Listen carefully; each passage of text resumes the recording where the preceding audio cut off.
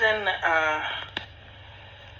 interfacing and an integrating activity, and its description require first an understanding of the associated functions such as engineering, quality assurance, procurement, and accounting. The project management comprises leadership functions such as primarily concerned with the organization, coordination, and control of large human equipment and material undertaking with the aim of achieving technical excellence by working to quality standards, optimizing the schedule, the supply chain, and minimizing cost. If we consider a project management of nuclear power plant, then it can be divided into three phases. First one is preparatory phase, second is construction phase, and third one is commissioning phase.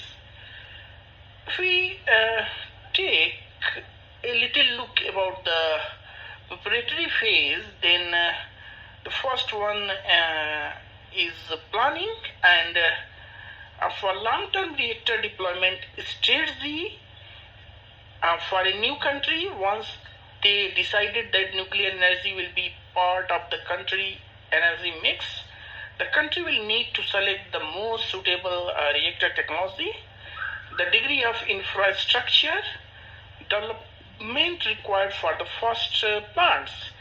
The development of nuclear technology requires a culture of safety and protection of the environment and effective government institutions.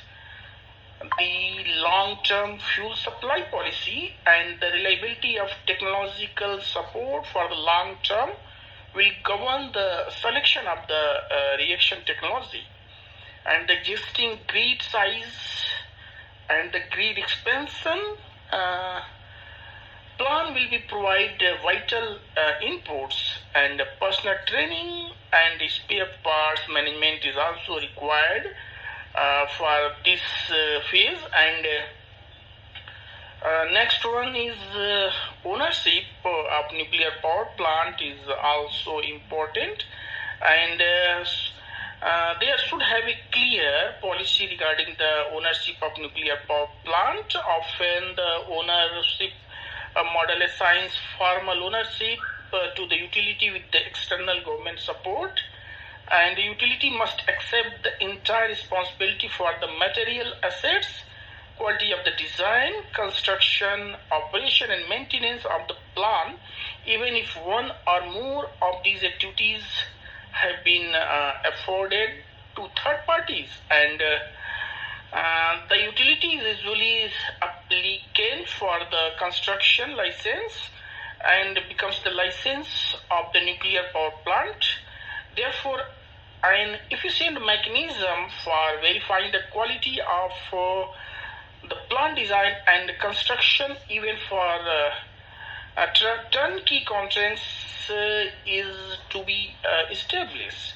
And next one is important, that one is feasibility study, and the study should include but not be limited to the following items, like the availability of the necessary infrastructure in the country to support the design capability, equipment fabrication, construction, operation, and maintenance of nuclear power plant. The civil infrastructure like roads, bridges, power supply for the constructions, land and water, etc. The training capability available in the country for the creation of technical skills, and the necessary laws and government policies to support nuclear projects along with regulatory framework are to be developed. And there is a policy for spent fuel management, and is an important subject to be decided. And if we talk about the another factors of this section, then nuclear liability is also important. That means if frame for damage compensation should be adopted, and the current and the future capacity of the power transmission grid is also required. Another factor in power project management is site selection, and the site selection criteria are normally defined by the regulatory.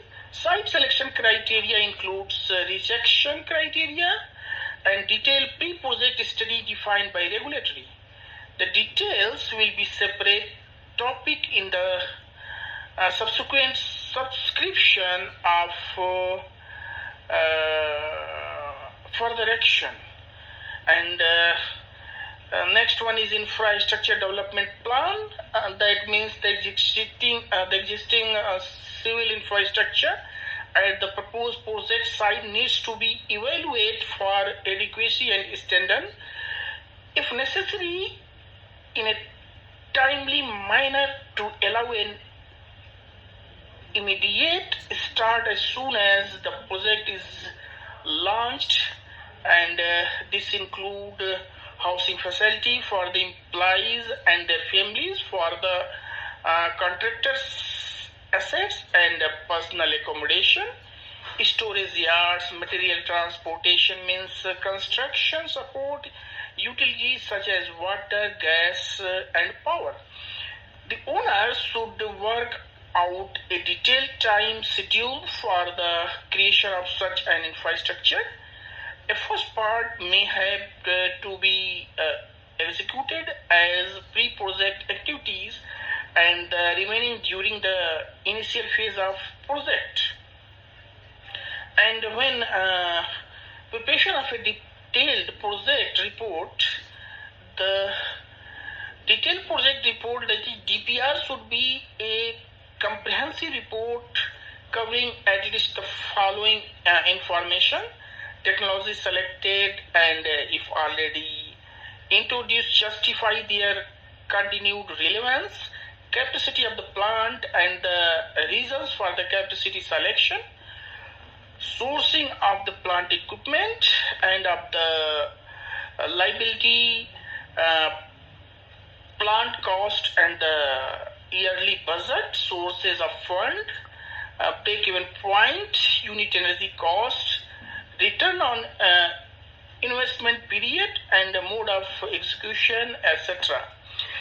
The next one is environmental impact assessment. That covers assessment is categorized into three parts: a natural environmental impact assessment, a biological impact assessment, and a socio-economic impact assessment. The environment impact should be assessed in totally, including forest clearance, gas and chemical fluid release, vehicular traffic, and water use.